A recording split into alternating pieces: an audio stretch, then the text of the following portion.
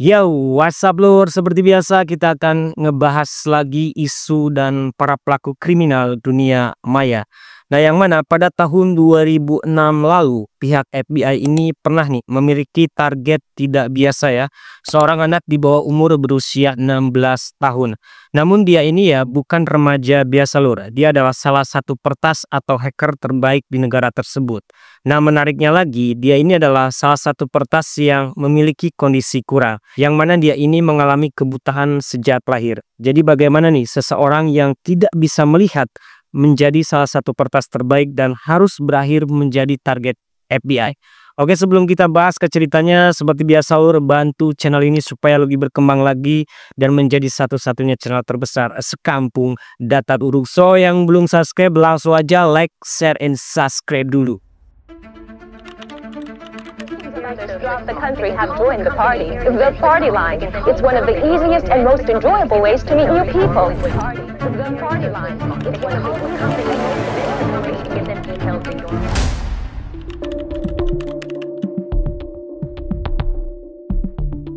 Matthew Wigman mungkin adalah tokoh cerita kita kali ini lur. Nah, dia ini seseorang yang membenci masa kecilnya. Dia terlahir dalam kondisi buta karena suatu kondisi yang disebut astropis saraf optik. Nah, ini terjadi ketika saraf optik yang menghubungkan mata ke otak mengalami kerusakan dan tidak dapat mengirim sinyal dengan benar. Nah, sayangnya tidak ada obat untuk kondisinya ini, yang mana berarti matanya ini ya tidak berfungsi dengan baik dan kemungkinan besar tidak akan pernah bisa melihat. Tetapi kondisinya ini bukanlah satu-satunya hal yang membuat hidup Matthew ini menjadi begitu sulit lur. Nah, ketika dia baru saja berusia 5 tahun, ayahnya ini meninggalkan keluarganya. Sang ibu yang saat itu ditinggalkan untuk mengurus semuanya, berjuang nih untuk membiayai semua kebutuhan dengan pekerjaannya sebagai seorang perawat. Bagi Matthew, setiap hari ini ya mungkin adalah pengingat betapa tidak adilnya hidup ini. Namun entah bagaimana nih, keadaannya bahkan menjadi lebih buruk. Ketika dia bertambah dewasa, Matthew yang tumbuh di lingkungan keras di Boston Timur, daerah yang dikelilingi oleh anak-anak yang terus-menerus mengganggunya, mereka selalu menggoda Matthew tanpa berpikir nih bahwa lelucon kejam mereka saat itu akan mendorong Matthew ini ke dalam kehidupan kriminal. Perilaku bullying dari teman-temannya menyalakan api dalam dirinya nih, sampai Matthew bertekad untuk melakukan dua hal. Nah, pertama, dia ini ingin hidup ya seolah-olah kebutaannya tidak menahannya untuk membuktikan kepada dirinya sendiri dan semua orang bahwa dia ini bisa melakukan apapun yang bisa dilakukan oleh orang-orang pada umumnya lur. Nah, kedua, Matthew juga ingin menjadi begitu kuat sehingga tidak ada lagi yang akan berani mengganggunya. Dan kesempatan yang ditunggu-tunggu itu pun akhirnya datang. Meskipun dia tidak bisa melihat dengan jelas, Matthew ini menyadari bahwa dia dapat merasakan bentuk-bentuk yang kabur. Untuk itu, dia mengeksplorlah kemampuannya ini lur. Nah, ketika dia berusia 8 tahun, Matthew pernah nih belajar cara mengendarai sepeda menggunakan bayangan yang kabur tersebut. Bahkan Matthew meyakinkan ayah tirinya untuk membiarkannya mengendarai mobil di sekitar tempat parkir yang kosong. Dia juga akhirnya mulai memasak makanannya sendiri dengan meraba-raba jalan di dapur lur. Nah, hal ini membuatnya merasa jauh lebih baik ya tentunya, karena dia melakukan sesuatu yang dapat dilakukan oleh orang normal. Nah, segera setelah itu Matthew mengalihkan fokusnya ke tujuan selanjutnya lur, yaitu untuk menjadi begitu kuat sehingga tidak akan pernah diganggu lagi. Namun mengejar tujuan itu justru akan membawanya ke jalan yang gelap dan menjadikannya sebagai target FBI. Nah, di sini kita akan masuk ke pembahasan di mana ternyata di balik kekurangannya ini, Matthew memiliki kelebihan yang tidak ada pada orang lain lur. Oke, langsung aja kita masuk ke pembahasannya.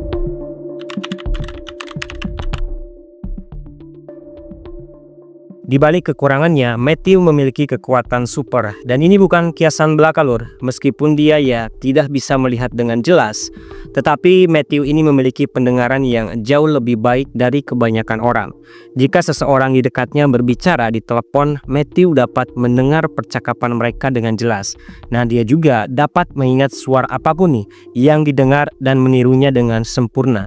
Ini berarti Matthew dapat meniru suara dengan sangat baik ya, sehingga dia dapat terdengar seperti orang dewasa atau bahkan perempuan. Nah, pada usia 10 tahun, Matthew memacu dirinya sendiri nih untuk menggali apa yang dapat dia lakukan dengan keahliannya tersebut. Nah, dia memulainya dengan meniru karakter yang dia dengar di kartun New York ya. Dan dia juga sangat terobsesi dengan suara musik lur. Bahkan untuk mengasah keterampilannya ini, Matthew mulai menggunakan telepon. Apalagi sekitar tahun 2000-an, sebagian besar masyarakatnya ya masih menggunakan telepon rumah. Nah, di sini Matthew bereksperimen dengan telepon rumahnya sendiri lur. Dia menyadari bahwa dia dapat menghafal nomor telepon berdasarkan bunyi tombolnya. Memang biasanya setiap nomor rumah akan mengeluarkan bunyi yang unik nih. Nah, di sini Matthew bisa menghafal semuanya. Dia biasanya akan memutar nomor acak hanya untuk melihat siapa yang akan mengangkat dan bagaimana nih reaksi mereka.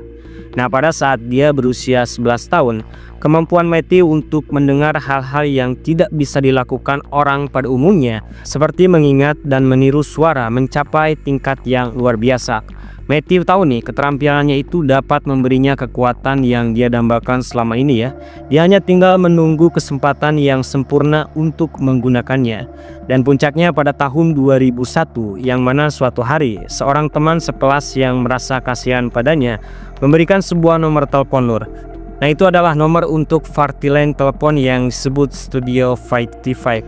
Nah, pada akhir tahun 90-an dan awal tahun 2000-an, party line ini sangat populer lur. Ribuan orang di seluruh negeri telah bergabung dengan saluran tersebut.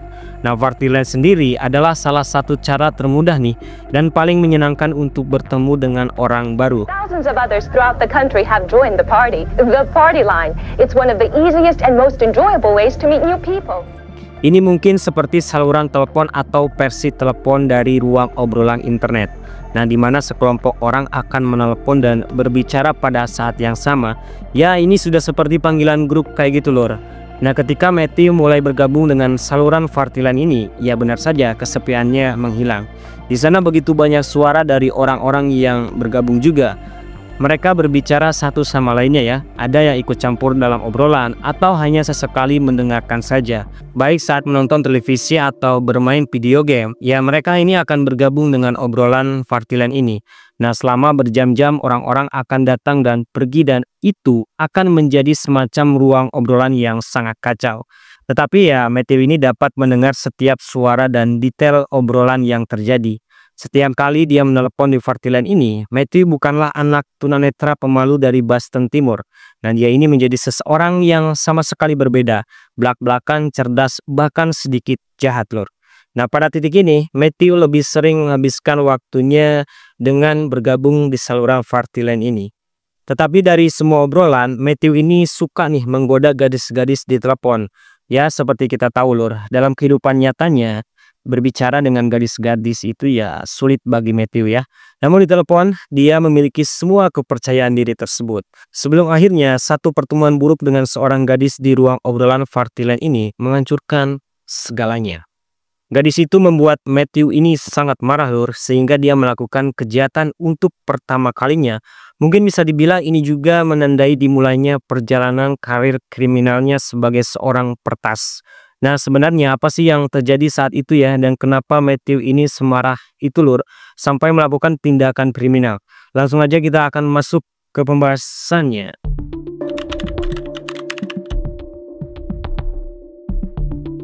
Nah, masalah ini dimulai ketika Matthew berusia 14 tahun. Dia menghabiskan 3 tahun dan ribuan jam di saluran party line ini. Dia berpikir dia ini bisa mengatakan hal apapun di sana ya. Namun suatu hari Matthew bertengkar nih dengan seorang gadis berusia 18 tahun bernama Daniel. Nah, di sini Matthew menyukai Daniel nih dan bermaksud ingin menggodanya. Namun ternyata Daniel ini ya tidak tertarik sedikit pun. Dia langsung menutup panggilan Matthew begitu saja. Nah, penolakan ini membuat Matthew sakit hati ya. Dia merasa malu sekaligus marah. Ya mungkin karena penolakan Daniel ini ya kurang ramah lur. Namun akhirnya Matthew memutuskan nih bahwa si Daniel ini ya perlu membayar atas itu lur. Langkah pertama yang dilakukan Matthew ini adalah berusaha nih menemukan nomor telepon rumah Daniel. Nah, segera setelah mendapatkannya, Matthew ini mulai mempelajari keterampilan yang disebut spoofing ID pemanggil. Sebuah cara untuk membuat panggilan telepon tampak seperti berasal berasal dari nomor telepon yang berbeda. Ya, sederhananya kayak gini lur. Ketika Matthew ini menelepon seseorang, itu akan menunjukkan nomor Daniel di layar ID pemanggil orang yang dia telepon. Ya, dengan kata lain, panggilan itu ya seolah-olah berasal dari telepon si Daniel ini. Ya, padahal sebenarnya berasal dari telepon Matthew ya. Sedikit informasi aja lur, tindakan spoofing ID sendiri adalah tindakan ilegal ya. Nah, masalahnya tidak sampai di situ aja. Di sini Matthew juga menelpon 911 nih dan memanipulasi ID penelponnya, yang mana panggilan itu ya tampak seperti panggilan yang berasal dari rumah Daniel. Nah, ketika operator menjawab, Matthew juga menyamarkan suara dengan keahliannya ya. Ketika itu, dia ini mencoba terdengar seperti orang tua dan berbicara seperti orang yang panik dan marah. Saat itu di telepon Matthew ini mengatakan namanya adalah John DePano. Dia mengaku menyandra Daniel dan ayahnya di rumah. Nah, Matthew terus membuat beberapa ancaman sampai menantang polisi nih. Bahkan Matthew sempat berteriak dan mengatakan kalau petugas tidak datang dalam waktu 5 menit. Dia bersumpah nih kalau Daniel dan ayahnya akan dalam bahaya. Di sisi lain, petugas SWAT nih yang mendapat laporan itu segera mengambil tindakan dengan menyerbu rumah Daniel. Ya, pada saat itu mereka ini ya sudah bersiap untuk hal yang terburuk. Namun di sisi lain Daniel dan ayahnya ini sama sekali tidak menyadari nih apa yang akan terjadi. Tiba-tiba saja tim SWAT lengkap dengan senjata menyerbu ke rumahnya. Saat petugas datang, ya benar saja situasi di rumah Daniel tidak seperti apa yang diceritakan di telepon tadi. Mereka ya aman-aman saja. Ya meskipun untuk itu adalah pengalaman traumatis nih bagi Daniel dan keluarganya. Nah, apa yang dilakukan Matthew ini lur terhadap Daniel dan keluarganya disebut swatting, sebuah lelucon yang mana seseorang menipu polisi agar mengirim tim SWAT ke rumah orang yang menjadi target mereka. Tentu ini sangat berbahaya ya, bahkan pernah nih ada satu kejadian yang mana seorang pria harus kehilangan nyawanya karena insiden swatting ini. Untuk itu pelaku swatting ini biasanya akan mendapatkan hukuman kurang lebih nih 20 tahun penjara jika tertangkap melakukan kejahatan tersebut. Nah, balik lagi ke ceritanya lur. Di saat Daniel dan ayahnya ini masih shock di rumahnya, Matthew yang berada di kamarnya merasa telah berhasil nih memberikan pelajaran kepada Daniel ini. Dia beranggapan swatting sebagai cara untuk membalas orang-orang yang tidak membuatnya senang. Ya, karena Matthew ini hanya perlu melakukan satu panggilan ke 911 dan sedikit akting suara saja, dia sudah bisa menyebabkan kekacauan tanpa harus meninggalkan kamarnya. Bahkan bisa dibilang Daniel ini bukanlah satu-satunya nama yang menjadi daftar sasaran Matthew. Dia baru saja memulainya. Matthew akan menghabiskan waktu berjam-jam nih setiap harinya di ruang obrolan Fartiland, berbicara kasar dan beradu mulut. Saat seseorang di Fartiland menantangnya atau membuatnya marah, Matthew akan melakukan hal yang sama nih dengan apa yang dia lakukan terhadap Daniel. Memalsukan panggilan, menelpon 911 dan mengirim tim SWAT bersenjata ke rumah mereka. Aksi itu terus dilakukan Matthew Nelora sebelum akhirnya dia menemukan keterampilan baru yang membuatnya menjalankan aksi kriminal lebih gila lagi. Nah, metode ini disebut freaking. Tapi sebelum kita masuk ke pembahasannya, buat yang belum like and subscribe silahkan subscribe dulu. Kalau kalian suka dengan konten-konten yang membahas tentang isu dan para pelaku kriminal dunia maya, wajib subscribe ya lur.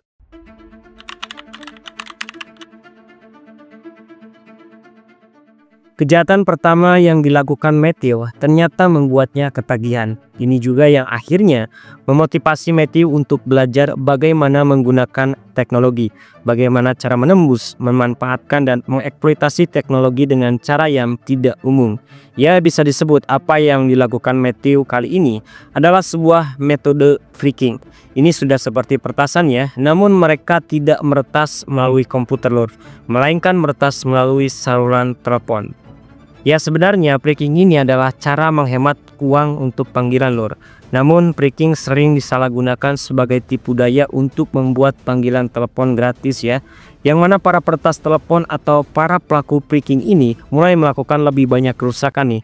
Mereka akan mengalihkan nomor si target mereka sehingga panggilan masuk ke tempat yang salah, menyadap panggilan seseorang, bahkan menutup layanan telepon seseorang sepenuhnya lur.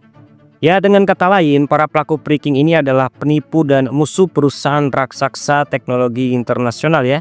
Sederhananya, pelaku phishing ini bisa menyebabkan sejumlah besar kerusakan ya, hanya berbekal satu telepon saja. Bahkan target mereka ini bukan hanya individu lur, melainkan mereka juga meretas pesan suara Departemen Keamanan Dalam Negeri. Ya tentu saja, phishing adalah tindakan ilegal dan dianggap sebagai kejahatan dunia maya.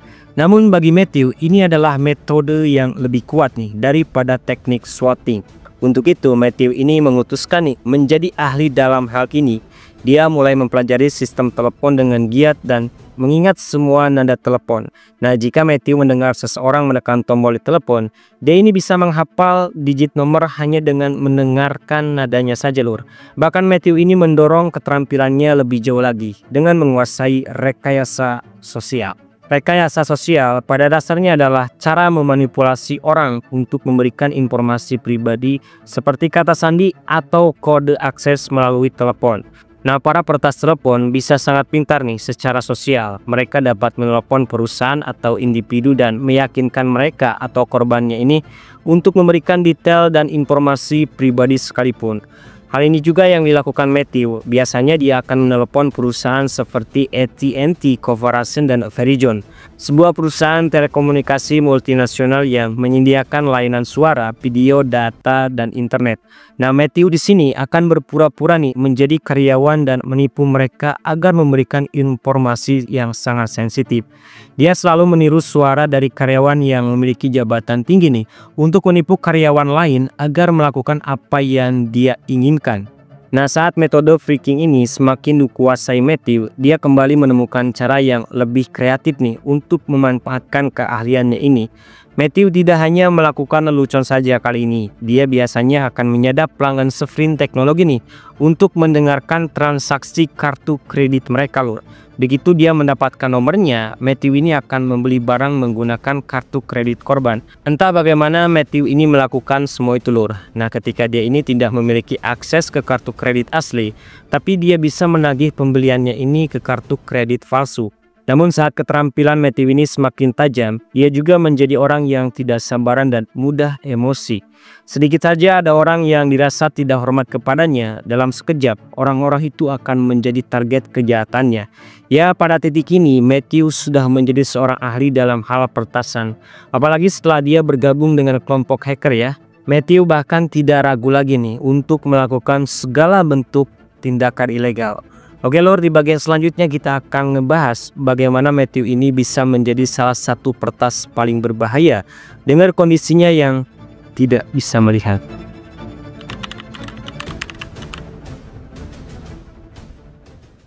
Pada tahun 2005, bisa dikatakan Matthew ini sudah mencapai tujuannya. Dia dianggap sebagai salah satu peretas telepon terbaik di antara peretas telepon lainnya. Bahkan dia diundang nih untuk bergabung dengan geng peretas telepon terbesar yang dikenal dengan The Wrecking Crew. Nah, bersama mereka bakat Matthew akan membawanya ke tingkat kejahatan yang lebih merusak dan harus berakhir dengan menjadi target FBI. The Wrecking Crew sendiri adalah kelompok peretas yang terlibat dalam banyak aktivitas ilegal lor. Nah, mereka pernah membobol sistem dengan memanipulasi nomor telepon gratis, menyelinap di kotak pesan suara orang menggunakan komputer, menyulap nomor telepon rekening palsu dan nomor kartu kredit. Ya, bagi Matthew bergabung dengan kelompok peretas telepon ini seperti menemukan keluarga kayak gitu lor. Pada titik ini, Matthew ini bukan lagi anak kecil yang sendirian di kamarnya. Dia adalah bagian dari kelompok yang mengagumi keterampilannya. Khususnya pria bernama Stuart Rossop selaku mentor Matthew dalam kejahatan. Stuart adalah pria parubaya yang kejam. Dia telah menghabiskan 3 tahun di penjara. Nah, Stuart ini tidak peduli nih dengan lelucon konyol. Dia melakukan hal-hal yang dapat menghancurkan kehidupan orang lain. Dia juga pernah nih melakukan aksi swatting pada seorang wanita yang sempat mengganggunya. Dia memberitahu operator 911 dengan mengaku sebagai targetnya ya. Nah, ketika itu Stuart memberikan laporan bahwa dia telah menyakiti anak-anaknya.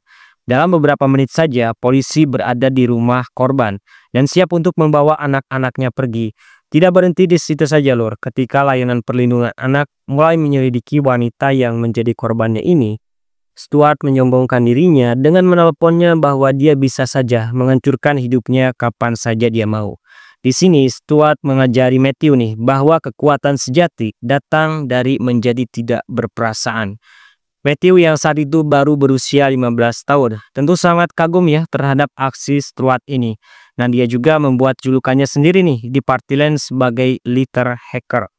Bahkan berkat pendengarannya yang luar biasa dan bakat untuk meniru suara orang lain, Matthew ini dengan cepat nih menjadi salah satu anggota The Wrecking Crew yang paling terampil. Namun bergabungnya Matthew dengan kelompok pertas ini membuat namanya menjadi sorotan. Seorang pria berusia 30 tahun bernama Jeff Daniels ingin lebih mengenalnya nih. Bisa dibilang dia ini adalah orang yang pernah ditangkap karena aksi pertasannya saat remaja. Tetapi Jeff akhirnya memutuskan untuk mengubah hidupnya. Dia melihat Matthew ini sebagai versi dirinya dulu. Jeff ya tidak ingin Matthew ini membuat kesalahan yang sama seperti yang telah dilakukannya. Dia bertekad untuk menarik Matthew keluar dari geng pertas sebelum terlambat. Namun di sini Matthew tidak menerima apa yang dikatakan Jeff Lord. Dia tidak suka dengannya memberi nasihat atau mencampuri urusan orang lain. Hingga keduanya ini ya berselisih. Meskipun begitu, Jeff tidak mundur sama sekali. Dia terus mencoba menarik Matthew ini dari aktivitas ilegalnya. Ya puncaknya Matthew yang sudah kesal karena terus dinasehati akhirnya memutuskan untuk menyerang Jeff. Dia melacak di mana Jeff tinggal dan kemudian dia menemukan nomor telepon perusahaan di mana Jeff ini bekerja. Dengan satu panggilan telepon, Matthew ini mencoba nih menghancurkan hidup Jeff. Ketika itu Matthew menelepon pihak perusahaan dan mengatakan kepadanya bahwa Jeff Daniels ini adalah seorang yang cabul juga seorang pembunuh. Tetapi alih-alih percaya, perusahaan malah memberitahu Jeff nih bahwa seseorang menelepon dan mengatakan hal jelek tentang dirinya. Nah, di sini Jeff yang mengetahui itu langsung tahu nih siapa orang yang berada di balik fitnah tersebut, lur.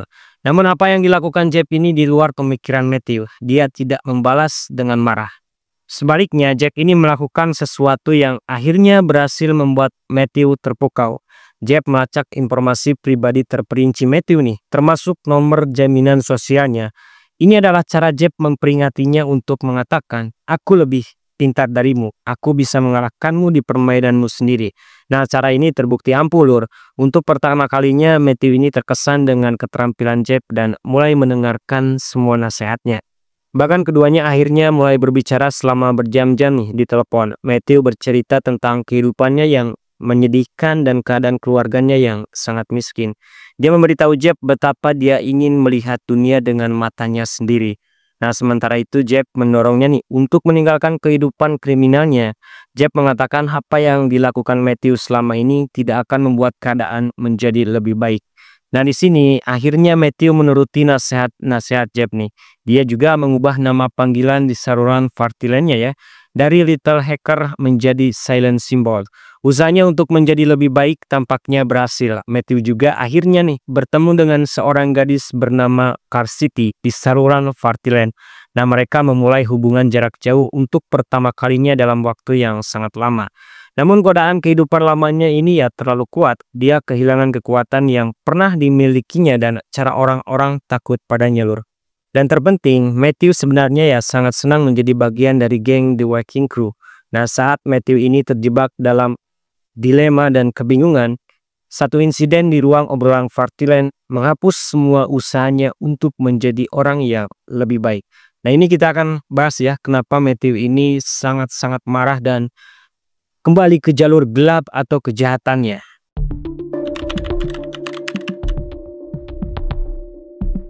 Jadi saat itu Matthew sudah berusia 16 tahun. Seperti biasa Matthew sedang bergabung ya di ruang obrolan Partyland. Nah, kemudian seorang gadis berusia 28 tahun bernama Stephanie VR membuatnya kesal nih. Matthew yang saat itu dalam kondisi marah mengatakan akan menyerangnya dan akan mengejarnya. Tetapi alih-alih takut dengan ancaman Matthew, Stephanie ini malah menantang balik nih dan menganggap apa yang dikatakan Matthew ini ya hanya lelucon saja. Nah, jelas ini bahaya. Matthew merasa tertantang di sini.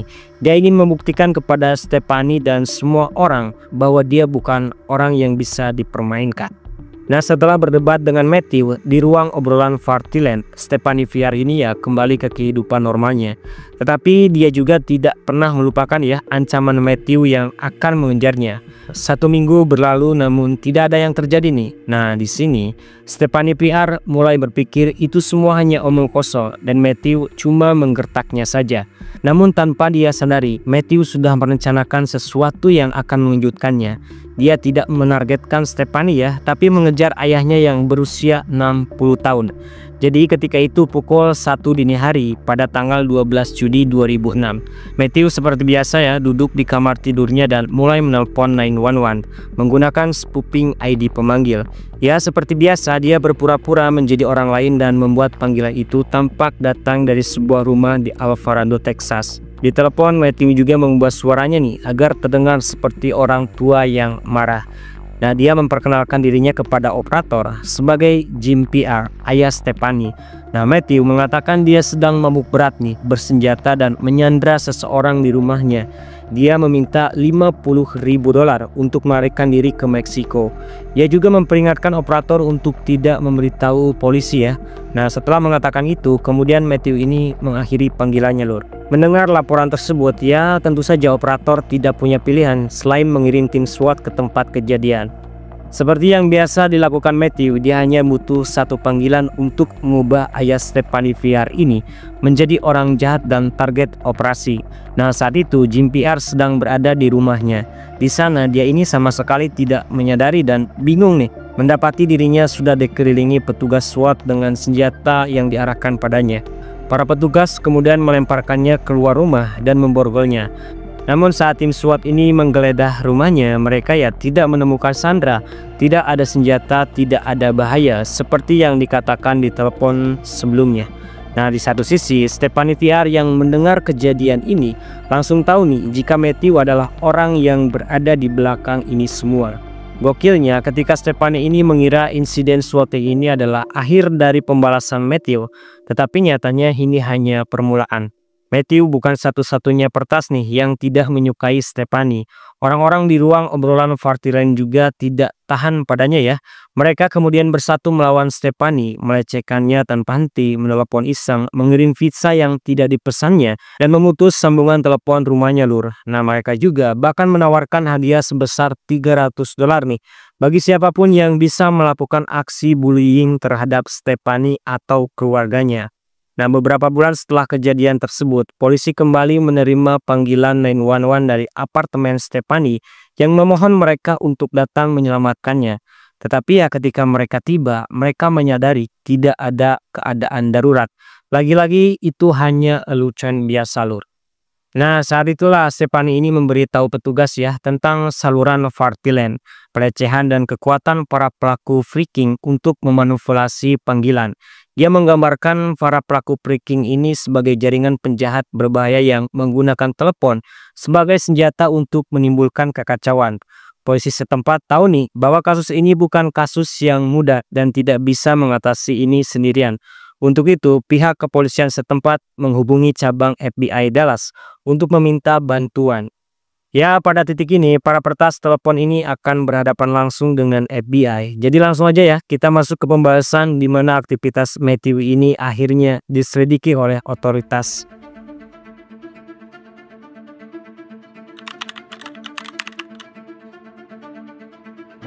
Adanya laporan tentang maraknya aksi peretasan melalui saluran telepon khususnya di ruang obrolan Partyland. FBI akhirnya menugaskan salah satu agen khusus terbaiknya nih. Dia bernama Alan Lin. Dia ini adalah salah satu yang paling berpengalaman ya di pasukan cyber FBI Dallas. Nah, selama 10 tahun dia ini ya sudah mengalahkan para hacker dan para pelaku freaking. Dan target operasi kali ini adalah mengungkap geng The Wrecking Crew. Pertama-tama FBI ini menghubungi Stephanie Viar selaku orang yang memberikan informasi kelompok ini, Lor.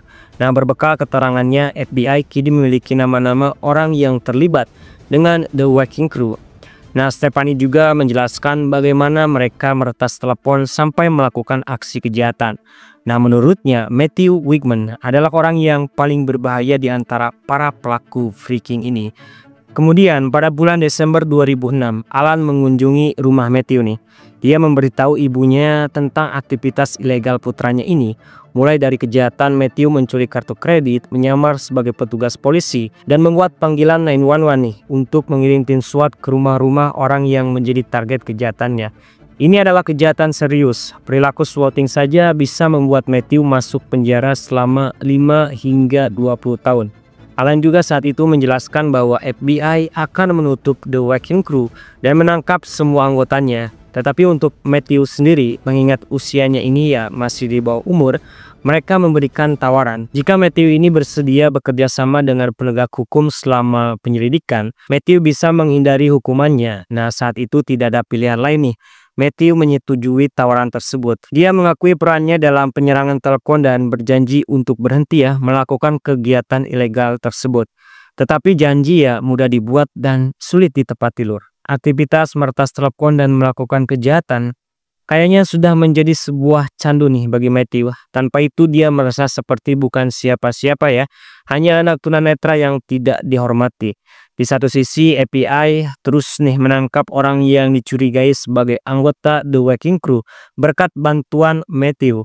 Nah, ketika semua orang menyadari bahwa permainan sudah berakhir dan pelaku yang belum tertangkap memilih untuk berhenti, Matthew justru masih mencoba melakukan pertasan sampai akhirnya dia harus berakhir dengan hukuman penjara. Ya, intinya Matthew ini tidak kapok lur. Mungkin karena sebelumnya tidak ditangkap atau bagaimana nih. Nah, kurang tahu juga ya. Langsung aja kita bahas bagaimana nih Matthew akhirnya bisa tertangkap dan berakhir di penjara.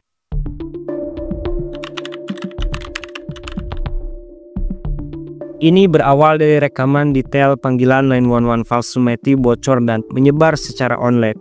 Nah, kemudian ribuan orang yang mendengar ini sangat kagum betapa sempurnanya Matthew bisa meniru siapa saja dan memanipulasi orang melalui telepon. Ya, berkat ini juga reputasinya sebagai peretas telepon menjadi populer. Orang-orang menyebut Matthew ini sebagai peretas legenda gitu loh. Tetapi seperti pepatah pujian adalah racun. Karena banyaknya orang yang kagum dengan aksinya ini, Matthew yang mencintai ketenaran merasa termotivasi nih untuk melakukan kejahatan lebih dan lebih lagi. Dia memutuskan untuk terus melakukan aktivitasnya sebagai peretas telepon. Namun masalahnya dia juga tidak ingin masuk penjara. Nah, untuk itu Matthew mulai melakukan kampanye intimidasinya. Dia memperingatkan setiap korbannya ini untuk tidak bekerja sama dengan penyidik. Nah, jika itu terjadi, Matthew ini menjamin akan melakukan serangan yang lebih buruk lagi.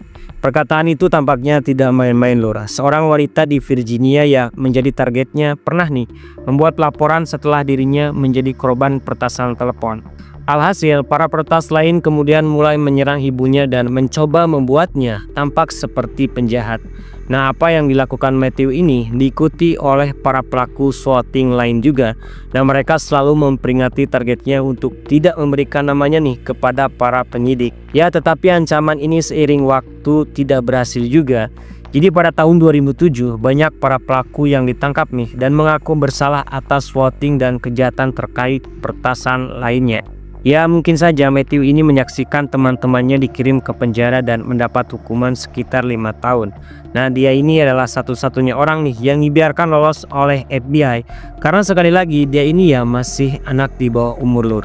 Ya, sekitar waktu itu Matthew baru saja berusia 16 tahun ya.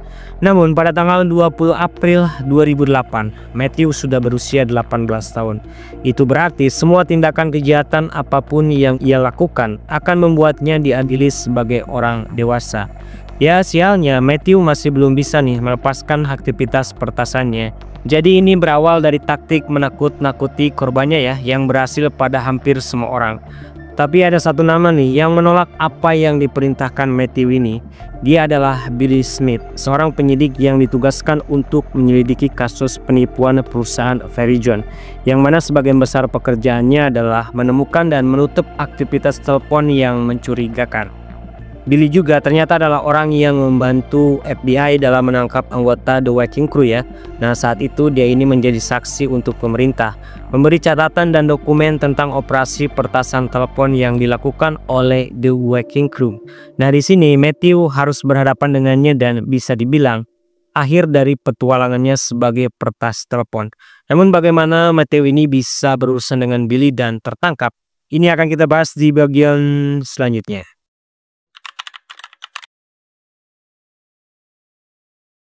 Jadi suatu hari Matthew seperti biasa ya menjalankan aktivitas pertasannya. Namun ketika itu dia menyadari nih salah satu nomor teleponnya yang dia gunakan untuk membuat panggilan palsu atau spoofing ID telah diblokir. Nah, untuk mengetahui siapa nih yang telah melakukannya, Matthew akhirnya menyamar sebagai karyawan Verizon dengan jabatan tinggi dan meminta untuk kembali mengaktifkan nomor yang telah diblokir. Nah, di sini juga akhirnya Matthew menemukan nih bahwa Billy Smith adalah orang yang memblokir nomornya tersebut. Fakta ini membuat Matthew sangat marah, apalagi setelah tahu ya bahwa si Billy ini ya pernah bekerja sama dengan pemerintah untuk menangkap rekannya dan kini dia juga mengacaukan teleponnya nih. Tentu saja Matthew sangat marah dan menganggap Billy ini ya sengaja menantangnya kayak gitu loh. Nah, untuk itu Matthew memutuskan untuk membalasnya. Dia kemudian menempatkan sejumlah panggilan pelecehan ke rumah Billy seperti apa yang telah ia lakukan kepada Stephanie VR dulu ya. Awalnya Matthew berpikir itu akan membuat Billy takut, tapi nyatanya tidak lama setelah kejadian tersebut, lagi-lagi teleponnya diblokir lur. Nah, hal ini membuat Matthew tidak bisa menjalankan aksi penipuannya. Sebagai balasan lagi, Matthew kemudian bersekongkol dengan teman-temannya untuk menyerang Billy. Mereka melakukan panggilan telepon ke Verizon dan memberikan informasi palsu nih dan menjelekkan nama Billy. Ya, ini dilakukan dengan tujuan untuk membuat Billy dipecat dari pekerjaannya. Sayangnya, cara ini lagi-lagi tidak berhasil. Billy tetap bekerja dan terus mengganggu kegiatan ilegal Matthew ini. Nah, di sini dia berpikir menyerangnya secara psikologis mungkin tidak akan berhasil. Bahkan menghancurkan ekonominya dengan membuat Billy dipecat juga telah gagal. Jadi kini Matthew mencoba pendekatan yang berbeda nih. Dia mulai meretas telepon Billy, menyadap panggilannya dan mendengarkan setiap percakapan Billy di telepon. Nah, Matthew di sini mencari detail informasi yang bisa dia gunakan sebagai senjata untuk mengancam Billy Smith ini lur. Namun hasilnya ya nihil juga. Matthew di sini tidak mendapatkan apa-apa. Nah, dia kehabisan pilihan lah, frustasi dan putus asa. Sampai pada akhirnya Matthew memutuskan untuk melakukan sesuatu yang belum pernah dia lakukan sebelumnya. Dia akan pergi ke rumah Billy secara pribadi dan mengancamnya untuk mundur. Mungkin Matthew di sini berpikir dengan mendatangi Billy ke rumahnya, dia ingin membuktikan bahwa semua ancamannya tidak main-main. Tapi apa yang dilakukannya ini justru adalah kesalahan terbesar dalam karir pertasannya lur. Ya, karena Matthew mengungkap identitas aslinya ya, hal yang seharusnya tidak boleh dilakukan oleh seorang peretas atau hacker.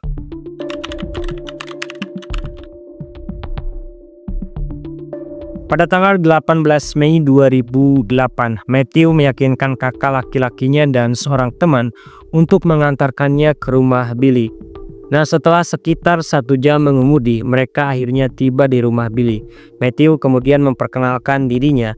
Ini adalah pertama kalinya mereka bertemu secara langsung lur. Nah, di sini Matthew memberitahu Billy dan berkata dia tidak bermaksud nih untuk mengancam atau menyakitinya. Dia hanya meminta Billy untuk membatalkan penyelidikan terhadap dirinya. Waktu itu ekspresi khawatir ya terlihat di wajah Billy. Dia menyuruh Matthew untuk menunggu sementara dia masuk ke dalam. Nah, saat Billy berlari ke dalam rumah, Matthew dan teman-temannya segera menyadari apa yang akan terjadi nih. Billy masuk ke rumahnya dengan maksud memanggil polisi dan benar saja ya. Beberapa menit kemudian polisi tiba di tempat kejadian. Matthew di sini tidak mencoba untuk lari. Dia hanya berdiri di sana dengan tenang tapi dengan gaya menantang. Nah, segera setelah kejadian itu, Billy membuat laporan tentang kegiatan pertasan yang dilakukan Matthew. Nah, berbekal bukti yang ada, Matthew secara resmi nih dicari oleh FBI. 2 minggu kemudian, FBI akhirnya menggerebek rumah Matthew dan menangkapnya. Pada Januari 2009, Matthew mengaku bersalah ya untuk 2 tuduhan kejahatan konspirasi untuk melakukan penipuan dan mengintimidasi seorang saksi federal. Nah, dia dijatuhi hukuman 11 tahun dan 3 bulan di penjara federal. Nah, itu dia lor ya tadi kisah Matthew Wigman, seorang peretas tunanetra yang ingin membuktikan bahwa kekurangan bukanlah suatu halangan.